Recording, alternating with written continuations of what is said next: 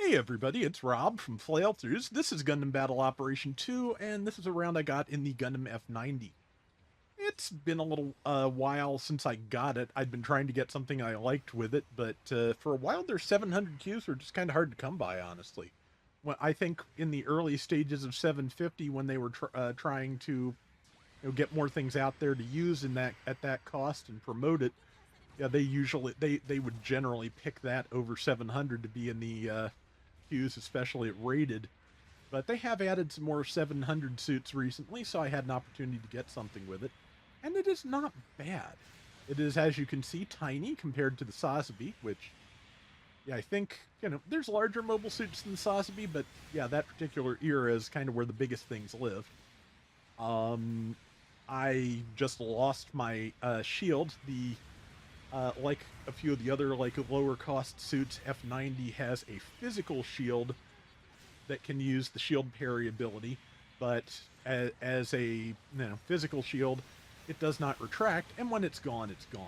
So I'm glad I managed to hit that Kshatriya repaired, because I did not manage to do anything else useful. In my defense, neither is anybody else. As you can see, we finally got our first kill on our side. But yeah, F90 F90 is something I'm kind of glad they added to the game. Like way back in the game's development, whenever they added a really interesting new skill or feature, they generally had a low cost suit that had some of those features that would debut at almost the same time. Like when transforming suits finally hit the gacha, there was I believe, a limited mission for the level 1 and 2 Gaza C, and Lord knows those were not an ideal demonstration of how transformation works in mobile suits then or now, but definitely, definitely, nice for people to be able to have a chance to at least try that skill out in some capacity without spending money. F90 didn't do that. The F90, of course, was a 3-star instead of a 5-star, so more likely to get it, and I believe it had a guaranteed step up far cheaper than the 5-star F91 did. But yeah, again, I did manage to finally drop it in like a 10 spin or something. So yeah, definitely more accessible than the F91, and I do like that. Given that the F91 era suits just all kind of collectively, mark a kind of change in mobile suit philosophy and function. They all have certain capabilities that kind of line up. But yeah, F91 has an activation skill. It has, I forget what it's called specifically, but I believe it has like a biocomputer like thing that has Amara Race combat data built into it. The F92 Mars Xeon version has Char Aznable instead. Pretty sure that's what the deal is. But the one thing about both of those that I have found to be a problem is that I don't feel like they're if you're not listening, I feel like there's not a lot of indicator that you're in that mode. That subtle smoke effect around me, I think, is about what the physical indicator is, which means that for as long as it lasts, which is I think about 80 seconds or so after I hit 80% health, I have aerial melee. But keeping track of when that is and when it ends in combat, a little bit difficult.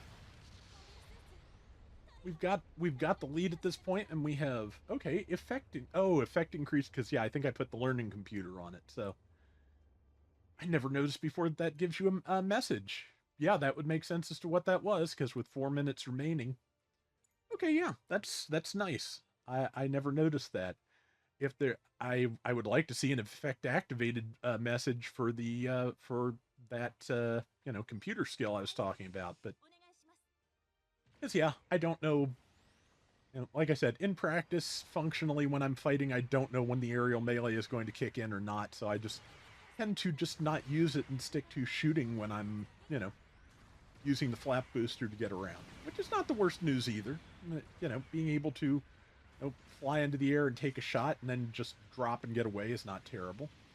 I'm still not very good at the flight thing. I kind of feel like if I had one, I think the DualSense Edge has some extra buttons on the back that you can map other functions to, and I feel like maybe if I had like dedicated buttons for, you know, activating the flap booster or something like that, I might work with it better.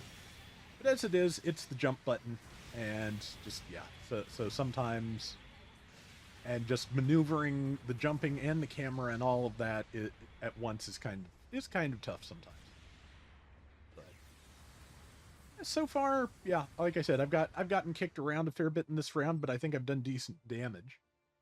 The enemy team has an edge in points now, but their base is almost destroyed, and we've got like 2 minutes left to deal with this. So fingers crossed. But yeah, I yeah, I like the F90. I like all of the F91 suits so far, which, you know, I I feel like I'm getting better with them. It's going to take practice, obviously, like anything does, especially when it's, you know, a new function or set of functions added to something you've been playing forever. You know, the I feel like even though it's the same skill, it just feels different on the F91 suits than it does an F90 suits than it does the say the Justice Shazar and all those things. Just because the one thing since most of them have flat booster level 2, they're more efficient. You can spend more time in the air. And beyond that, yeah, just they also have, I think, just, you know, skill sets generally better suited for the air, which, yeah, makes sense. But yeah, I don't think this. I think this is another round where I did not land any decent parries, and that was nonsense. You saw that. I stabbed the person in the back of the head as their iframes ended, and they backed up and tackled me somehow. Just, you know, every once in a while, you know, I with this game, I feel like you learn to live with a lot, you know, especially in terms of latency, you know, or you don't, you bounce off it, nothing wrong with that. But at the same time, yeah, just like that, you know, every once in a while, just everything turns out so utterly impossible, it's really frustrating. I only got that kill just because of sheer luck. Everybody was focusing that person at the same time. The number 4 is calling for help. Enemy is opening fire on our base. We've got enough of a lead that I'm pretty sure even if they hit it, or even if they break it, we're still going to win. But yeah, may as well attempt to stop that. Yeah, that was where I learned / remembered. F91 or F90's rifle does not have piercing. So Vulcan charge, base destroyed, wasn't nearly enough, and we have pulled it off. So yeah, I am, like I said, not a bad suit.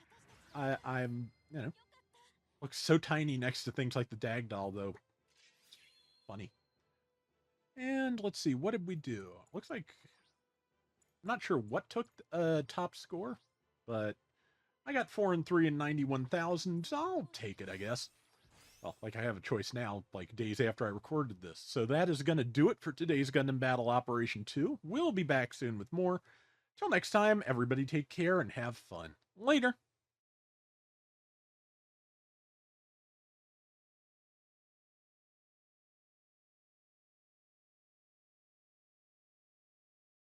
So yeah, I'm back to working on the G-Fred. I have, you know, I have renewed my descent into sticker hell. And let me tell you, some of those little lining stickers are really difficult to get on, especially with shaky hands, as I talk about enough. And but the ones that I have screwed up slightly stand out like a sore thumb when the stickers are lime on grape instead of red on white. It just, man, that's gonna bother me. But you know, I'm not good with stickers, and I don't know how much I am able to change that, but I'll keep at it.